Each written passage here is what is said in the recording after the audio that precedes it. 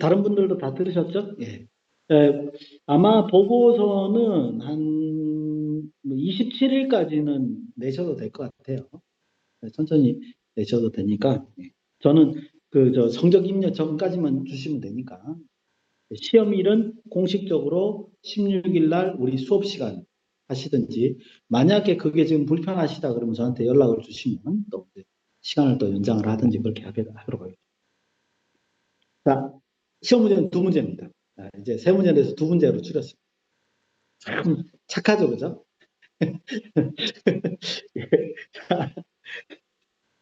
자, 앞에 혹시 말씀하신 거 하실 거, 예, 없으시면 예, 바로 들어가겠습니다. 2장 들어갑니다. 말라기 2장.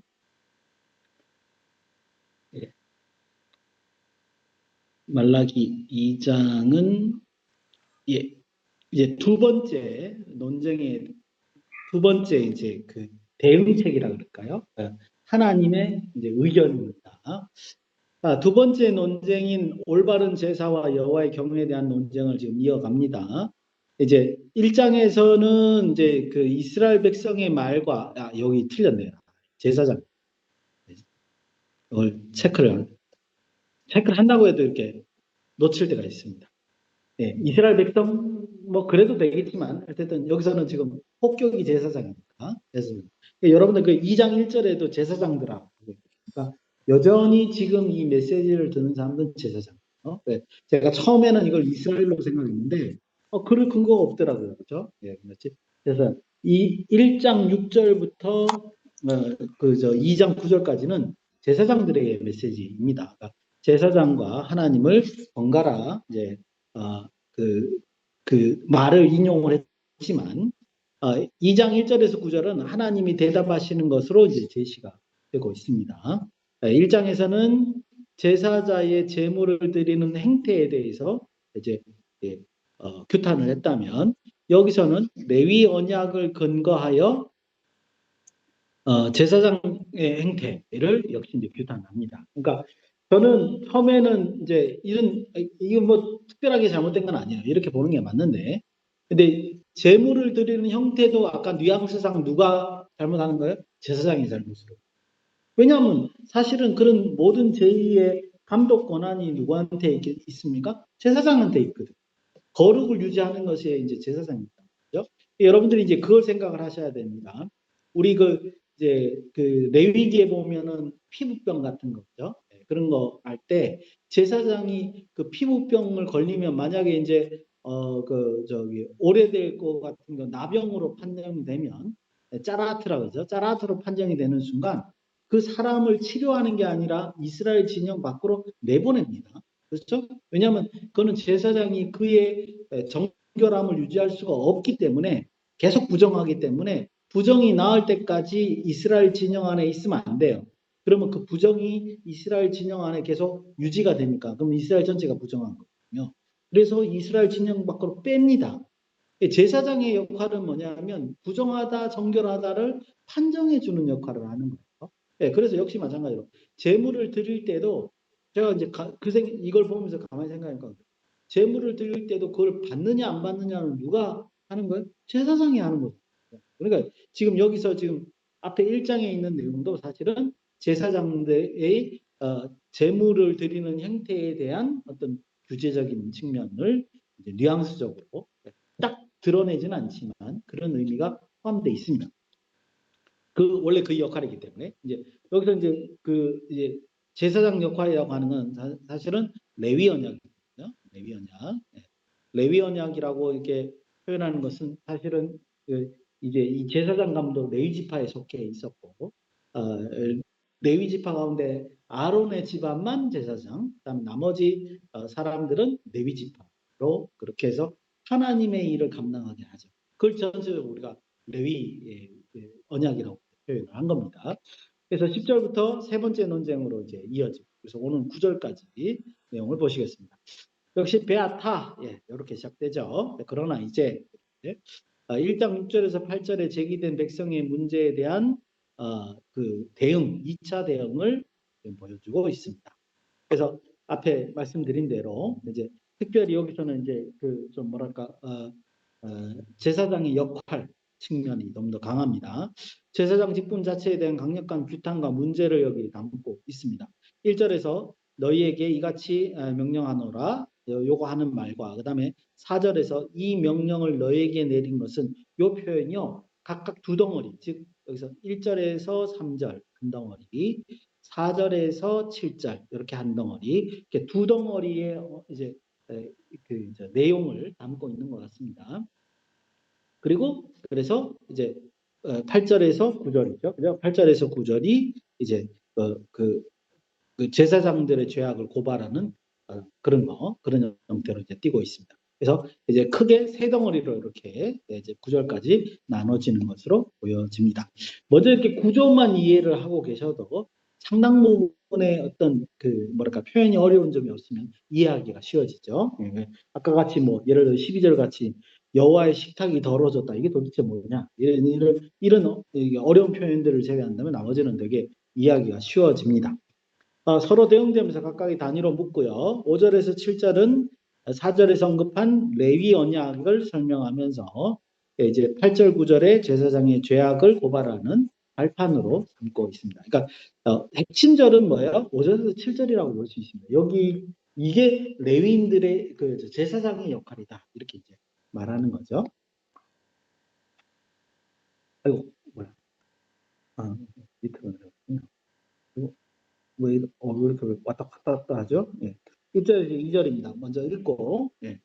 너희 제사장들아 이제 너희에게 이같이 명령하노라 만군의 여호와가 이르노라 너희가 만일 듣지 아니하며 마음에 두지 아니하여 내 이름을 영화롭게 하지 아니하면 내가 너희에게 저주를 내려 너희의 복을 저주하리라 내가 이미 저주하였으나니 이는 너희가 그것을 마음에 두지 아니하였습니다. 이렇게 표현하고 있습니다. 2절을 읽는 순간 제가 이제 어제 우리 교회의 구역 예배 전체 구역 예배를 제가 인도를 했습니다. 그래서 그 설교한 부분이 생각이 나는데 그 본문 내용이 뭐였냐면 그거 여로보암에 관한 얘기였습니다. 여로보암 1세.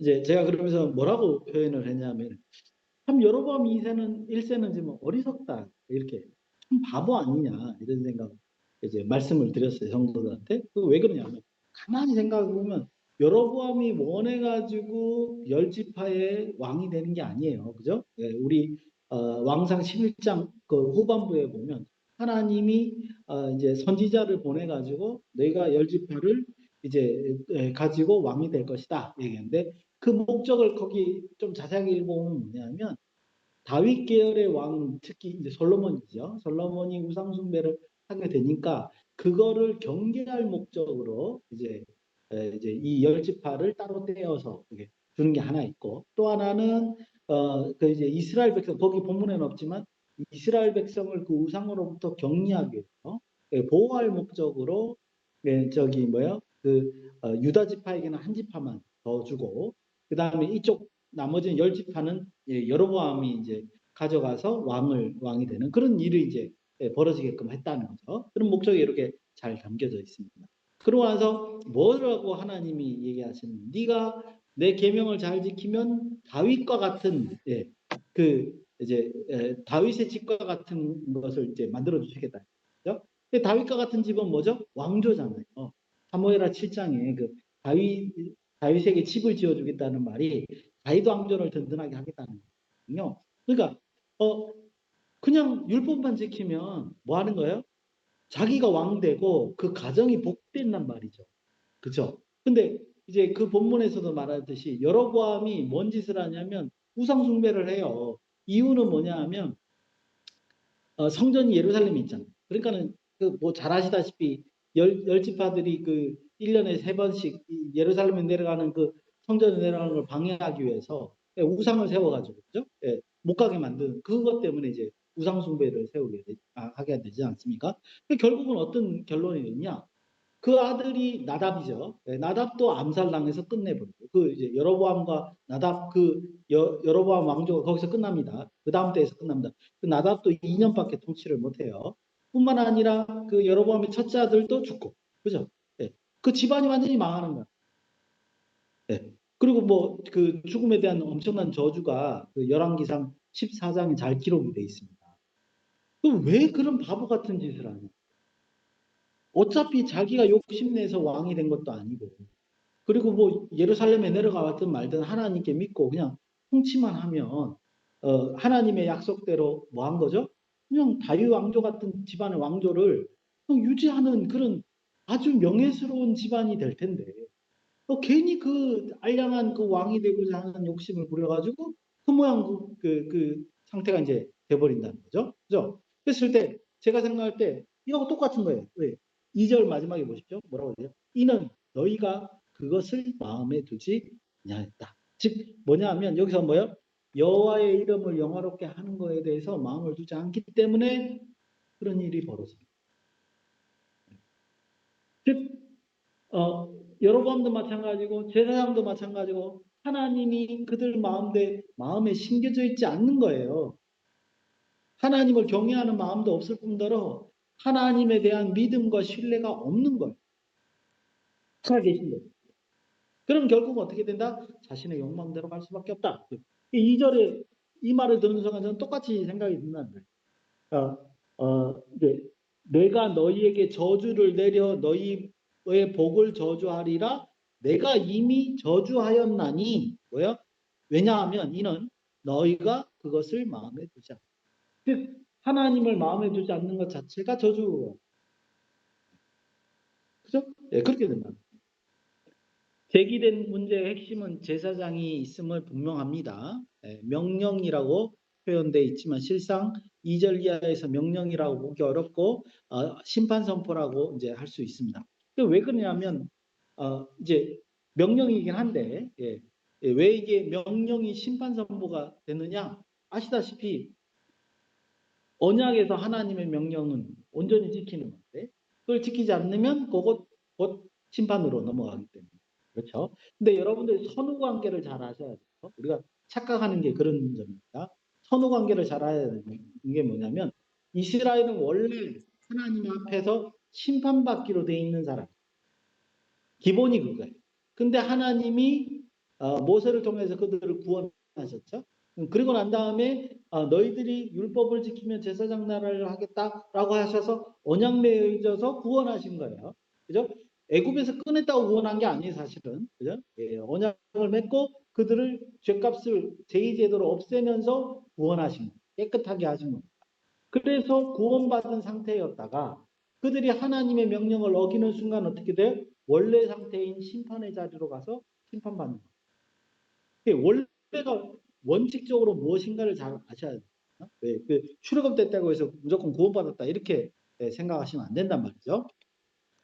여호와의 이름을 영화롭게 하지 않은 이에게 이 말 저주와 심판, 이걸 저주라고 표현하지 말고 그죠? 원래 상태로 가는 거예요. 심판을 자기 스스로 언약을 깨고 원래 상태로 가는 심판을 선포하는 내용이 되어 있습니다. 하나님의 명령에 순종하지 않는 이에게 이 말 심판과 저주를 다룬다는 점에서 그 명령과 2, 3절의 신명기 28장이나 레위기 16장 같은 축복과 저주의 본문을 떠올리게 합니다. 그래서 여러분들 제가 여기도 잠깐 써놨지만요. 그 이제 레위기나 신명기에 있는 축복과 저주의 문장이라고 하는 거는 잘 이해하셔야 돼요. 그냥 막 그 뭐 인터넷에서 떠드는 것 같이 뭐 여호와께 믿으면 복이고 믿지 않으면 저주다 뭐 이렇게 표현하는 거 마치 옛날에 우리 그 전도할 때 예수 천당 불신 지옥 그거하고 똑같잖아요, 그죠? 그거는 단순화시킨 거예요. 그 단순화시킨 거 원래 의미는 어떤 거냐? 이건 양자택일의 문제가 아니에요. 양자택일 이거 선택하라 저거 선택하라 이게 아니라 넌 믿으면 천국 가는데 너희가 믿지 않으면 저주받아서 지옥 간다라는 말은 어느 누구라도 이걸 딱 보는 순간에 뭐죠? 뭘 택해요? 믿어가지고 천국 가는 걸 선택하는 게 그게 현명한 일이잖아요. 이게 사실이라면. 그렇지 않아요? 그러니까 이거를 택하라는 거예요. 축복을 택하라는 거예요. 이거는 둘 중에 양자택 니들이 둘 중에 하는 걸 선택할 수 있다. 그 뜻이 아니란 말이죠. 그러니까 이 축복을 당연히 축복을 선택하라 하는 모세의 얘기라는 거예요. 네. 그래서 여기도 보다시피 양자택일의 문제가 아니다. 축복과 저주의 본문을 그러니까 오해하시면 안 돼요. 어느 정도든지 선택할 수 있는 걸로 이해하시면 안 된다고. 축복과 저주의 내용이 나열되고 만약 이렇게 실행된다면 너는 어떻게 선택하실 것이냐 물으면서 누가 봐도 쉬운 정답인 축복을 찾아갈 수 있도록 배려한 것이라. 여기도 지금 사실은 마찬가지거든요. 지금 하나님이 너희가 만일 듣지 아니하며 마음에 두지 않아요 내 이름을 영화롭게 아니하면 내가 저주를 낸다. 이 말은 너희가 그럼 하나님의 이름을 네 마음에 두면 되잖아요. 그죠? 네, 그런 얘기죠. 이러한 측면에서 1절에 4절에 하나님의 명령에 순종하지 않는 제사장에게 돌아갈 심판의 경고는 그들이 돌이킬 것을 촉구하는 내용이라고 판단해야 되는 겁니다. 그렇죠. 그러니까 더 이게 참 사실은 하나님의 오래 참으심 그리고 또 기적적으로 이름에도 불구하고 이 제사장들이 온전히 돌아오지 않아서 사실은 말라기 이후에도 암흑기로 들어가지 않습니다. 하나님 그냥 내버려 두십니다. 이것도 사실은 하나님께서 은혜를 허락하신 거예요. 당장 심판에도 문제 없어요. 그렇지 않습니까? 다시 한번 기회를 줘서 성전 건축하게 하고 성전 또 짓다가 말아 동료해가지고 성전을 짓게 하고 또 성전 지으면 성벽이 다 무너지고 했는 거 느헤미야 보내서 성벽도 건축하게 하고 그래서 겨우 유지했던데도 아직 안 돌아와서 스가랴서를 보내서 미래도 메시지 다 보여줘. 그러고 난 다음에 동료해가지고 신앙심을 다시 불러일으켜 하나님께 돌아오라고 그렇게 강조해. 그럼에도 불구하고 말 안 듣잖아요, 지금. 당장 심판하셔도 아무런 문제가 없는 거예요, 사실은. 그럼에도 불구하고 하나님은 그들을 놔두십니다. 예, 그것도 은혜라는 거예요.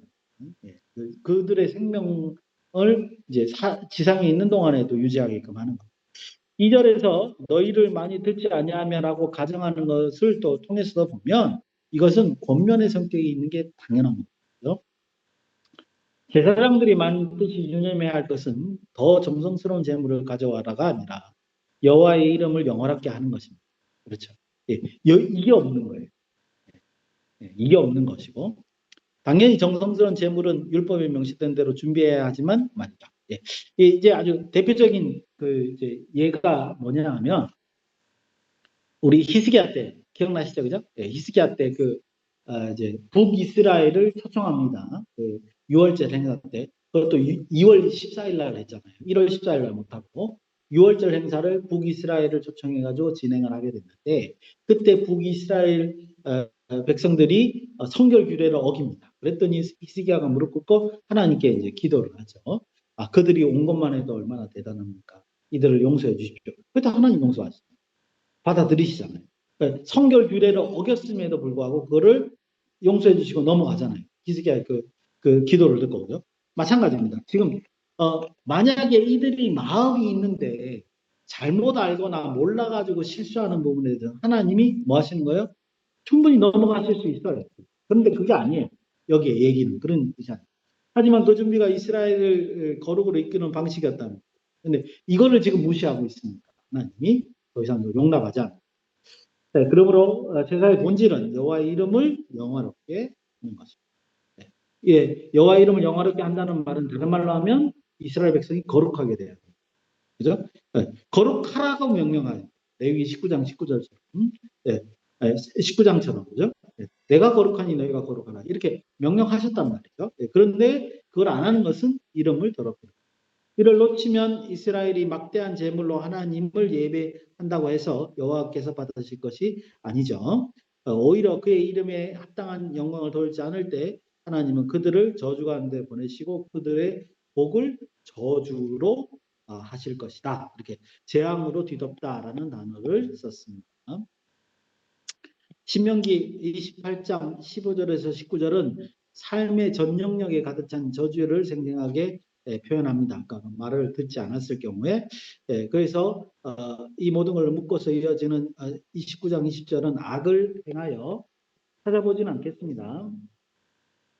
하나님을 잊은 너희 가운데에 하나님이 저주를 보내리라라고 선언합니다. 역시 착각하시면 안 돼요. 그러면 하나님은 저주의 하나님이냐? 이렇게 하시면 안 돼요. 그게 아니라 언약을 어기면 이게 피값의 언약이기 때문에요. 피로 갚아야 됩니다. 즉 바로 심판할 수밖에 없습니다. 그게 원래 언약이에요. 저주라는 단어가 쓰이지는 않았지만 레위기 26장에서도 여호와의 명령을 준행하지 않으면 이들에게 삶의 전 영역에서 임할 재앙을 표현하고 있습니다. 그러니까 여기서 말하는 것은 언약을 기준으로 해서 언약을 지키는 자와 지키지 않는 자의 개념을 이제 얘기를 하는 거죠. 특별히 하나님은 웬만하면 오래 참으시죠. 그런데 이것이 만약에 이스라엘에게 전파되고 확장되고 죄가 편만해지고 할 때는 하나님이 개입을 하시는 걸 우리가 볼 수 있습니다. 제사장은 백성들을 향해 복을 선포하는 존재이지만 하나님은 그 복을 저주하실 것이다. 이렇게 얘기합니다. 우리 잘 아는 아로닉 브레싱이죠. 그죠? 예, 민수기 6장이죠. 여호와는 내게 복을 주시고 너를 지키시기를 원하며 여호와는 그의 얼굴을 내게 비추사 은혜를 베푸시기를 원하며 여호와는 그의 얼굴을 내게 향해 드사 평강 주시기를 원하노라 라고 축복했는데 그거를 하나님 안 들으시면 끝납니다. 그렇죠? 이렇게 제사장의 역할은 이렇게 이스라엘 백성이 하나님께로 향하게 하는 그런 복을 비는 것인데 그들의 축복을 저주로 바꾼다는 의미로 우리는 이해해 볼 수 있습니다. 하나님이 제사장이 이스라엘 자손의 축복하도록 명하셨고 제사장이 여호와의 이름으로 축복하며 하나님의 복을 내리겠다고 약속하셨습니다. 그죠? 여기 본문에서. 그러나 이제 제사장들이 여호와의 이름을 멸시하고 영화롭게 하지 않으니 하나님은 그들의 복을 저주하신다. 그러니까 여러분 한번 그냥 상상을 한번 해보십시오. 제사를 드리는데 지들 엉망으로 자기 마음대로 막 드려요. 그리고 난 다음에 아론이 축복을 하겠죠. 제사장이 막 이렇게 이제 똑같이 이제 외칠 겁니다. 그런데 그건 형식이라는 거예요. 그들은 그런 것도 기대도 하지 않고 형식이니까 그냥 하는 거예요. 그랬을 때 하나님이 그 축복을 전달되지 않도록 한다. 제사장들이 축복하여도 하나님을 복을 내리지 않을 것이며 오히려 저주가 임할 것이다. 제사장의 축복의 전달자가 아니라 오히려 저주의 전달자가 되게 될 것이다. 왜냐하면 이거는 이미 어디에요? 제사법에 돼 있어요. 어느 하나라도 깨지면 그건 제사장 자체가 그러니까 하나님 앞에 범죄하는. 왜냐하면 제사를 온전히 율법에 의해서 지내지 않고 자기 마음대로 지금 축복 기도를 하고 있기 때문에 그렇습니다. 그래서 그 자체가 무효화될 뿐만 아니라 파괴한 모든 사람들이 다 하나님 앞에 범죄하게 됩니다. 여기서 핵심은 제사장의 축복과 저주의 역할입니다. 달리 말하면 이스라엘 백성들을 향한 하나님의 축복과 저주가 제사장을 통하여 온전히 선포되고 실행되어야 하는데, 그러니까 이런 선포의 개념이 삶의 실행까지도 이어지게 하는 게 목적인 거죠. 여호와는. 그러니까 거룩이 선언만 되는 게 중요한 게 아니라 제사장으로부터 시작해서 이스라엘 백성까지 거룩이 전파되도록 하는 게 하나님의 목적이었다는 겁니다. 제사장이 하나님의 이름을 영화롭지 못함으로써 그 수직 관계가 깨어져 있음을 표현하고 있고 이미 그 저주의 효과가 그들에게 미치게 되었다. 왜냐하면 그건 언약이기 때문에 그걸 어기는 순간 이제 효과가 작동하죠. 3절입니다. 보라, 내가 너희의 자손을 꾸짖을 것이요 똥 곧 너희의 절기의 희생의 똥을 내 얼굴에 바를 것이라 너희가 그것과 함께 제하여 버림을 당하리라. 근데 이제 섞이고 보면 왜 갑자기 똥 얘기가 나오지? 라는 생각이 드는데 여기 해설이 아주 괜찮습니다. 자손이라고 번역된 것은 이제 제라인데 이건 씨, 그죠? 그런 의미를 가지고 있고 사람의 경우에는 후손이라는 의미를 가지고 있습니다. 하나님께서 씨앗을 꾸짖으신다라는 건 더 이상 결실하지 못할 것을 의미하고 자손을 꾸짖는 것이라면 제사장 자손이 끊어지는 것을 의미할 수 있습니다. 즉 여기에 지금 말은 너희가 그런 식으로 하면 너희 대에서 끝나는 거야. 그 얘기를 지금 하는 겁니다. 그건 당연한 거죠. 우리 아까 전에 여로보암 얘기를 했지만 하나님이 그 여로보암이 이제 우상을 만들어서 그렇게 그 북이스라엘 고착화를 시키면서 이제 그 죄가 자기만 우상 숭배했으면 그렇게 하나님이 가계 전체를 이렇게 심하게 그 이제 심판하지 않으셨을 텐데 중요한 거는 왕으로서 이스라엘 전체가 우상화하게끔 고착을 시킵니다. 아시죠? 그 레위인과 제사장들은 그 제사장이 되지 않습니다. 거기 북이스라엘의 제사장들은 아마 지방의 호족들이 제사장이 될 겁니다. 그래서 이제 경제권과, 왜냐하면 제사를 지내면 이제 도축하는 비용들이 다 이제 그 제사장 쪽으로 이제 이익이 넘어가게끔 만들어 놨을 테니까 종교와 경제와 정치가 한데 묶여가지고 고착화된 형태가 산당이란 말이죠. 산당은 아무나 왕이 된다고 해서 철폐할 수 있는 게 아니에요. 대표적으로 저기 예후가 저기 누구예요? 아합 왕조의 바알 선지자를 다 처단했잖아요. 그렇게 대대적인 계획을 했음에도 불구하고 산당을 철폐하지 못합니다. 그 이유는 뭐냐면 지방 호족들이 거기 산당의 주인들이기 때문에 그렇습니다. 그러니까 그 산당을 철폐한다는 건 지방 호족들과의 전쟁을 선포하는 거 동일하기 때문에 쉬운 일이 아니에요. 그런 일을 누가 했어요? 여러 번 했다. 그래서 하나님이 그 심판이 철저할 수밖에 없고 자손이 끊어질 수밖에 없는 거예요. 당연한 거거든요. 제사장 직분과 연관된 심판이라는 점에서 제사장 자손이 끊어짐의 심판을 볼 수 있습니다. 즉 현존하는 제사장이나 그 자손이 더 이상 직무를 수행하지 못하게 하는 거 당연하죠, 그죠? 그래야지만 어떤 헛된 리더 때문에 헛된 길을 걸어가는 사람이 없어져야 하니까 여기서 똥이라는 것은 이제 뭐 더럽다 이런 개념도 있지만 속죄제와 연관해서 해석하는 게 맞는 것 같습니다. 속죄 제물의 똥은 진 바깥에 재 버리는 곳에서 불살라야 되는 거죠. 그러니까 성막 바깥에 불살러지는 거를 여기서 이제 은유로 사용하는 것 같다는 거예요. 문자 그대로 정하면 얼굴에 똥을 뿌려진 제사장은 제사를 집전하거나 백성을 축복할 수 없습니다. 당연하죠. 부정하니까. 그는 똥과 같이 다루어져서 진 바깥에 버려지는 곳에서 불살라져야 된다는 거죠. 그래서 3절의 마지막 표현에서 제사장들도 제물의 똥과 함께 버림을 당한다라는 의미로 3절을 우리가 해석해 볼 수 있습니다. 그렇다면 성경에서 제사장이 버림을 당한 경우가 있냐? 그렇죠, 있죠. 보다시피 이제 그 사무엘이 엘리 제사장 계열에 대한 심판 선포를 먼저 했습니다. 아시죠? 이제 하나님을 만나서 하나님이 엘리 제사장에게 전해라 그랬습니다. 그 다음에 솔로몬이 아비아달을 제사장 직분에서 파면하여 아나돗으로 추방을 합니다. 죽이지 않고 추방을 하죠. 그래서 이제 그 이후로부터는 이 아비아달이 엘리 제사장 계열이거든요. 이제 아예 전면적으로 제사장 직무를 맡는 거에서부터 멀어지게 되죠. 그래서 이제 여러분 아시다시피 이 엘리 제사장 가문의 아비아달도 있었고요. 또 누구도 있냐면 예레미야도 저기 아나도 출신의 제사장 가문입니다. 그래서 이제 이 예언이 성취가 되죠. 그래서 엘리의 두 아들의 잘못은 하나님의 명령한 제물과 예물을 밟으며 백성에게 드린 가장 좋은 것을 가로챈 행동이며 이 행동의 본질은 하나님을 멸시한 것이 됩니다. 그래서 이스라엘 백성이 멸시한다 그러면 그 사람 한 사람에만 징계하면 끝나겠지만 이런 거룩의 모범이 되어야 되고 거룩을 전달해야 줘야 되며 또 거룩을 유지하고 평가돼야 될 사람이 이렇게 하는 거거든요. 네, 그래서 하나님이 이 하나님에 대한 멸시를 용납할 수가 없게 됩니다. 이 계열은 파면되고 사독 계열의 제사장이 이제 등장하게 된 걸 우리가 볼 수 있습니다. 근데 지금 이 말라기 본문에 의하면 사독 계열의 제사장까지도 좀 파면되는 것이 아닌가. 왜냐하면 포로기 이후에는 이제 사독 계열의 제사장들이거든요. 그래서 이런 점도 지금 아주 이제 이슈가 떠오르는 본문이기도 하다. 이렇게 볼 수 있습니다. 4절입니다.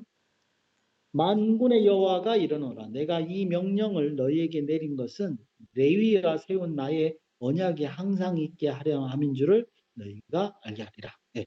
이 4절이 아주 핵심적이에요. 다시 한번요. 내가 이 명령을 너희에게 내린 것은 레위와 세운 나의 언약이 항상 있게 하려 함인 줄을 너희가 알라. 즉 지금 여기 보면 버림을 당하는데 레위하고의 언약을 유지시키는 목적으로 너희를 버린다. 그죠? 묘한 그런 이제 긴장감이 있습니다. 그래서 심판은 예상 밖의 설명이 제시되고 있습니다. 너희가 알라라고 표현되어 있죠. 지금 이루어지거나 앞에 이루어질 일이 우연히 발생하는 것이 아니라 하나님이 이미 말씀하신 대로 이루어진 것을 강조합니다. 하나님은 제사장을 파면하고 없애시겠지만 제사장 제도나 직분 자체를 없애는 것이 아니라 레위와 세운 언약이 항상 있게 하려는 목적으로 그같이 행하신다는 점입니다. 네. 제사장을 지금 당장 이들을 파면하지만 제사장 제도가 없어지는 건 아니라는 거예요. 네. 그래서 제가 이제 의문을 갖는 것 중에 하나가 제가 에스겔서는 안돼. 이 에스겔서에 있는 40장 이후의 성전과 제의제도 같은 것들은 종말론적인 이미지거든요. 그렇죠. 그건 뭐 누구나 부인할 수가 없어요. 그리고 역사상 그거를 이제 실현한 적도 없고 이제 이제 뭐 대표적으로 그 성전에서 이제 물이 나온다는 거, 생수가 나온다는 것 자체가 이제 종말론적인 이미지인데 그렇다면 이제 종말은 지금 아직 안 왔지만 예수 그리스도의 보혈 사건이 있음에도 불구하고 제사 제도가 왜 필요하죠? 그렇지 않습니까? 네. 그런 의문이 이제 저에게 이제 해결되지 않는 부분. 근데 여기는 뭐냐면 레위와 세운 언약을 항상 있게 영원히 있게 하는 목적이 있는 것을 보여주고 있습니다. 자, 그러면 이제 레위와의 언약이 성취되는 모습으로 종말론적으로 보여져야 되겠죠. 제사는 그것을 유지하는 방식으로 진행될 것이다. 이렇게 상상해 볼 수 있습니다. 이 점은 하나님의 심판의 목적을 잘 보여주고 있는데 하나님의 심판은 이스라엘이나 그 무엇을 없애기 위한 것이 아니라 그를 세워 경고케 하기 위한 겁니다. 그러니까 레위 제사 제도도 더 경고케 하기 위한 목적이라는 겁니다. 레위 언약은 흔하지 않은 표현입니다. 예레미야 33장을 근거로 해서 하나님을 섬기는 레위 제사장과의 세운 언약이라고 언급을 하고 있는데 다윗 언약의 파기를 두고 그에게 그 자리에 앉을 아들을 없애야 할 것. 이게 이제 예수님으로 보입니다. 언급받다는 점에서 레위 언약의 파기 역시 제사장 직분을 감당할 아들이 없어지게 할 것이라는 면을 이제 볼 수 있습니다. 현존하는 제사장 자손은 사라지겠지만 레위 제사장 직분은 영원하가야 해야 될 것이고 어떻게 그렇게 될 수 있을까라는 의문은 남아 있습니다. 됐죠? 정리를 잘 하셔야 돼요. 이 질문의 정답은 후반부에 다루고 이제 뒤에 이따가 말씀드릴게요. 정리할게요. 네, 먼저 현존 제사장의 파멸이 어떻게 역사적으로 있었는가를 이제 한번 좀 봐야 되겠습니다. 말라기와 비슷한 시대에 다루는 느헤미야서에 관련된 내용을 좀 볼 수 있는데요. 대제사장 엘리야십의 손자가 호론 사람 산발랏의 사위가 이 산발랏 아시죠? 그 성벽 건설을 방해했던 사람입니다. 사위가 된 것을 이제 여기 느헤미야서에 지적하고 엘리야십 이 대제사장입니다. 도비아를 위해 성전 안에 방을 마련한 거 지난 시간에 봤죠, 그죠? 그래서 레위인들을 위한 11조 분배를 무산시키고 그래가지고 레위인들이 다 각자 고향으로 돌아간 일이 있었습니다. 그리고 느헤미야는 제사장 직분을 더럽히고 제사장 직분과 레위 사람에 대한 언약을 어겼다고 고발을 합니다. 여기서 제사장 직분은 이방인과 결혼하지 않고 제사장의 직무를 수행하는 것 그리고 성전에서 신성한 업무를 감당할 수 있도록 레위인을 제자리에 세우는 것을 포함합니다. 그러나 그들은 여호와를 멸시했고 그래서 본문과 같이 그들은 제사장 직분이 파면된 것이다. 이렇게 이제 말할 수 있습니다. 그래서 이제 파면되죠. 말라기에서는 레위 언약을 언급하면서 제사장을 어떻게 하는지 그 표준을 잘 보여주는 것 같습니다. 왜냐하면 현존 제사장의 가문의 파면과 파멸은 레위 언약을 진정으로 확립하기 위한 길이고 그 점검은 5절 6절에서 언급되는 원칙에 의해서 평가되어야 된다라는 거죠. 그래서 이제 레위 언약을 4절에서 언급했지만 그 본격적인 내용은 5절 6절에 레위 제사장이 어떤 일을 해야 되는가를 잘 보여주고 있고 요거는 말라기 이후의 신약까지도 다 연결되는 기준이다. 이렇게까지도 볼 수 있을 것 같습니다. 5절 6절 한번 보시죠. 레위와 세운 나의 언약은 생명과 평강의 언약. 생명과 평강에 있습니다. 그게 레위와 언약이죠. 네. 내가 이것을 그에게 준 것은 그로 경외하게 하랴. 제사장에게 이런 언약을 준 이유는 뭐예요? 제사장이 이스라엘을 대표해서 한마디 넣었죠. 네, 넣었습니다. 일부러. 네. 네, 한마디 넣으면 이스라엘을 대표해서 하나님을 경외하게 만든 것. 즉 레위 제사장의 근본적인 이유는 뭐예요? 하나님을 경외. 저는 이걸 이렇게 1대1로 하면 안 되지만 어떤 상징적인 의미에서 목회자는요 기본적으로 성도가 하나님을 경외하게 만들어요. 만약에 그걸 안 하면은 사실은 우리의 직무가 온전해질 수가 없어요. 그렇죠? 네, 그런 의미 아주 바로 연결되는 것 같아 보여져요. 그가 나를 경외하고 내 이름을 두려워하였으며 6절 그의 입에서 진리의 법이 있어. 예, 어쩌면 이게 하나님을 경외하는 방법이에요. 진리의 법이 그의 입에서 나와야 되고 그의 입술에는 불의함이 없었어. 불의를 저지르면 안 돼요. 그가 화평함과 정직함으로 나와 동행하며 많은 사람을 돌이켜 죄악에서 떠나게 되었다. 뭐 해설이 필요 없죠. 해설이 필요 없습니다. 그 정도로 현대에서도 충분히 목회자에게 적용될 만한 그런 이제 얘기를 하고 있습니다. 예, 한마디로 말하면 제사장은 제2제도 그다음에 그 모든 레위기 법을 주관을 하는데 그리고 법을 진리를 설명하고 공의와 정의가 자비가 실현될 수 있도록 조성하게 그 이스라엘 백성들의 마음을 하나님께 경외하게 하는 목적이 레위 제사장에게 있는 것이다. 이렇게 말할 수 있습니다. 한마디로 말하면. 그래서 이제 직역하니까 그와 함께 있었던 나의 언약은 생명과 평화이다. 그럴 때 생명과 평화가 있는 겁니다. 여러분 교회에서 현대 교회에서 평화가 없고 생명이 없는 이유는 하나님의 명령, 하나님을 경외하지 않기 때문에 아주 단순한 거란 말이에요. 어떠한 그 교회에서 누가 됐든 그 교인인지 아니면 목회자가 됐든 간에 다른 목적이 있는 거예요. 그래서 그 교회가 평안하지 않아요. 원칙은 분명하다는 거예요. 제 말씀은. 하나님은 이스라엘에게 거룩을 요구하면서 그들과 동행하기에 레위 언약은 생명인 셈인 거고요. 뿐만 아니라 이스라엘을 하나님의 명령에 거룩한 준행하고 여호와의 이름을 영화롭게 했을 때 세상의 축복은 당연히 평화가 되는 것이다 말할 수 있습니다. 그래서 여호와를 경외하는 것은 제사장의 올바른 실행과 축복 선포, 여기 아로니 브레싱을 보면 아주 잘 나타나 있죠. 그분의 생명과 평화의 하나님임을 믿고 전적으로 신뢰하는 행위. 이 신뢰를 연결시키지 못하면 제사장 직무가 되지 못합니다. 말씀에 의하면 그러니까 이게 무슨 말이냐면 봐요. 이스라엘 백성들이 제사를 자기 죄 때문에 제사를 드리러 왔잖아요. 그러면 제사장이 제사를 베풀고 난 다음에 뭐 하는 거예요? 축도를 하면서 아론이 브레싱을 하면서 뭐 하는 겁니까? 이 자체가 뭐예요? 너의 죄가 사해졌음을 선언하는 거죠. 그렇죠? 그럼으로써 다시 하나님과 이스라엘 백성이 이어졌음을 선포하는 거거든요. 법정적으로. 그렇죠? 네. 그렇게 하는 거기 때문에 이스라엘 백성들 입장에서는 그 제사 행위를 통해서 뭐를 느끼는 겁니까? 아, 내가 내 죄로부터 나의 마음을 질러놓고도 이제 풀어놓고 하나님을 신뢰하며 다시 하나님 백성이 됐다는 걸 확신하는 거예요. 그런 식의 이제 역사가 이루어져야 되는데 지금 아까 전에 그 앞에 얘기를 볼까 말도 안 되는 일이 벌어지는 거예요. 이런 수직적 축복 관계를 유지하기 위해 레이는 곧고 온전한 삶을 가운데 하나님과 동행하였고 그의 삶과 그의 입술의 가르침에 온전함 그리고 하나님과 동행을 통해 많은 사람이 악에서 돌이키도록 했다. 악에서 돌이키고 죄를 누르고 7절입니다.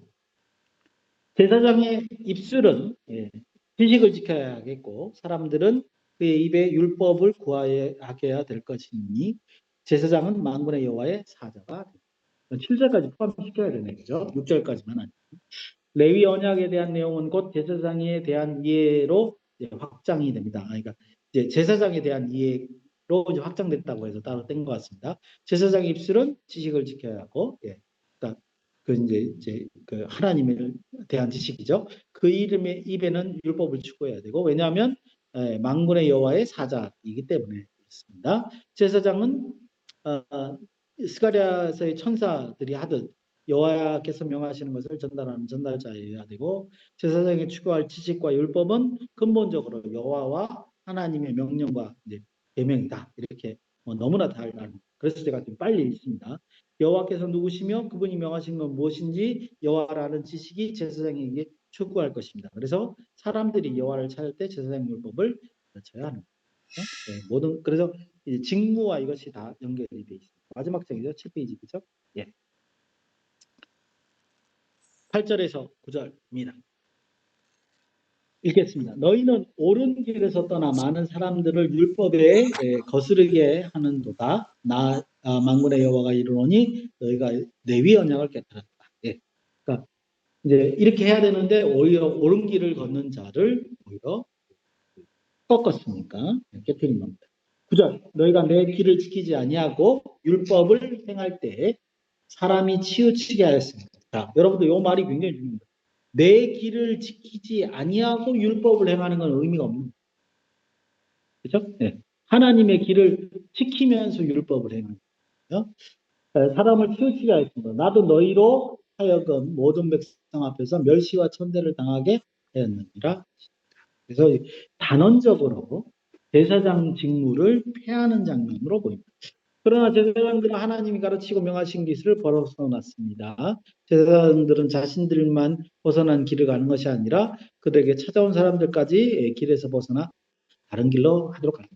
리더는 왕이든 제사장이든 선지자든 마찬가지입니다. 다 똑같이 그들이 잘못하면 뭐요? 백성들까지도 혼란을 일으키게 만듭니다. 그래서 리더가 굉장히 중요하죠. 그래서 하나님이 사실은 왕을 만드는 걸 이제 그렇게 탐탁하게 생각하지 않으셨어요. 그랬으면 처음부터 여호수아를 왕으로 만들거나 그러셨겠죠.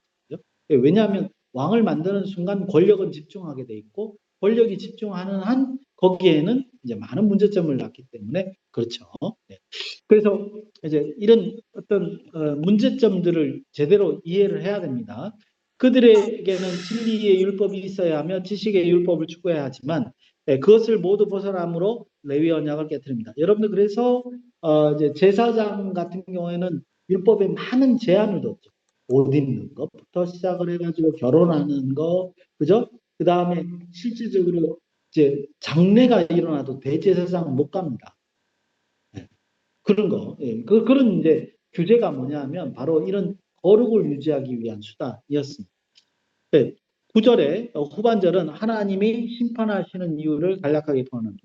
그들은 더 이상 하나님의 길을 지키지 않고 사람들을 치우치게 하였고 수많은 사람들을 넘어지게 하였기에 그들은 백성들 앞에서 멸시와 탄대를 받을 것이고 그래야 그들의 직무가 멈추기 때문에 하는 걸 잘 정리합니다. 아무렇게나 드려진 제사는 하나님의 율법에 대한 기대와 신뢰를 상실한 제사장이 보여주는 단적인 표현입니다.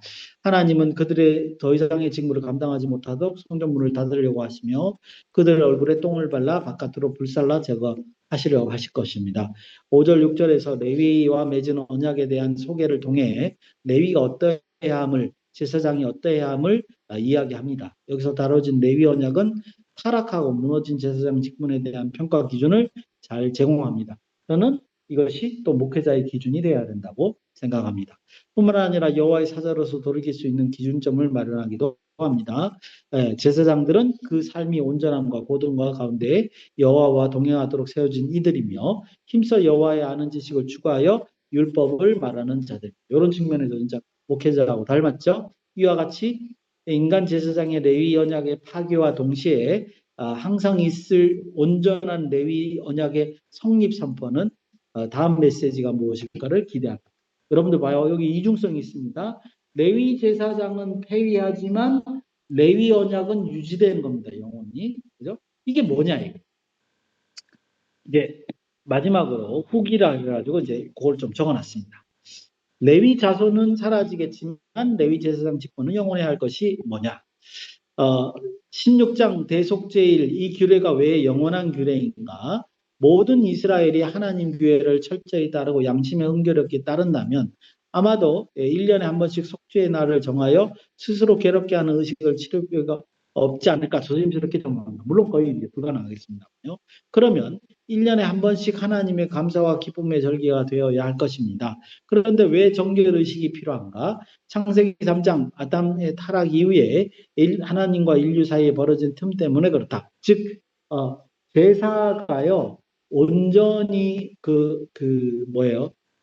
죄를 죄로부터 온전히 제거하기는 못합니다. 그죠? 상징적인 거죠. 죄값을 치르지 못합니다. 그래서 여전히 죄를 반복해서 지을 수 있는 상태는 되죠. 그러니까 제사는 사실 법정적으로 깨끗하게 하는 수단일 것 뿐이지 그렇다고 해서 죄를 멈추게 하지는 못하죠. 다만 멈추게는 못하지만 제2제도나 율법은 그걸 억누를 수 있도록 이제 제재를 가할 수 있게 되는 거죠. 바로 그 원죄라는 것이고 죄성으로부터 우리가 남아 있는 우리 가운데 남아 있고 하나님의 명령으로 우리 안에 잘 다스리자 하는 것이기 때문에 그렇습니다. 그래서 레위기 16장에 의하면 세밀하고 체계적인 하나님 규례에 따라 진실하게 경배하는 마음으로 적극적으로 능동적으로 이 의식에 참여하지 않는다면 그래서 백성들의 마음을 재설정하지 않으면 1년이 흐른 후에 그들이 어느 방향으로 가 있는지 그들의 새 출발이 어떤 오류의 결과를 나타내는지 진짜 알 수 없기 때문에 그렇습니다. 그래서 1년에 한 번씩 이것을 점검케 하는 즉 우리가 레위기 16장 그 대속죄일은 1년 동안에 저지른 죄들을 한 번에 아무도 모르는 죄, 하나님만 아는 죄들을 없애는 그런 역할도 하지만 만약에 죄를 안 짓는다 그러면 뭐죠? 마음을 재설정하는 그런 그런 작업으로 우리가 이해할 수 있습니다. 이 작업은 그래서 하나님 백성 가운데 영원히 이루어져야 하며 그런데 이제 성전은 없고 제사는 이루어지지 않습니다. 그러나 이 규례는 영원히 유효합니다. 왜냐하면 예수님께서 우리의 영원한 대제사장으로서 자신의 몸을 하나님께 피 흘리심으로 단 1회에 온전한 제물이 되셨기 때문에 그래서 이제 우리 많은 웨스트민스터 요리문답이나 하이델베르그 요리문답을 보면 이제 그 믿음의 선진들이 그렇게 얘기하죠. 우리가 이것을 알고 믿음으로 고백하고 난 다음에 다시 죄를 지음으로써 예수의 보혈을 헛되게 한다는 게 말이 되냐? 그렇게 해서는 안 된다. 다시는 죄를 참여하면 안 된다. 이렇게 지금 얘기하고 있지 않습니까? 이제 이 얘기가 동시에 뭐냐면 우리의 죄를 예수님의 죄값 보혈로 죄값이 사해졌지만 여전히 우리 속에는 뭐가 남는다는 거예요? 죄의 욕망이 있다. 그죠? 네, 죄의 욕망이 있습니다.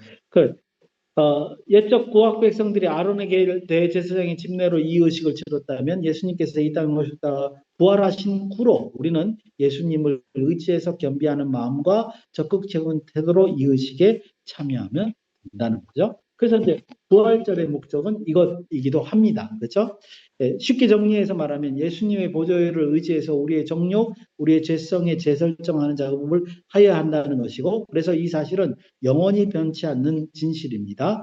예수님을 보혈로 우리의 정욕을 다스리는 것은 변함없는 진리이고 그러므로 인간 제사장이 없어도 제사장인 직분은 영원한 것이다. 이렇게 말씀드릴 수 있다. 그러니까 거기에 빗대서 한번 해석을 해본 것이다. 이렇게 말씀드립니다. 예, 뭐 적절하게 말씀을 좀 나눈 것 같습니다. 그래서 저는 이제 결과적으로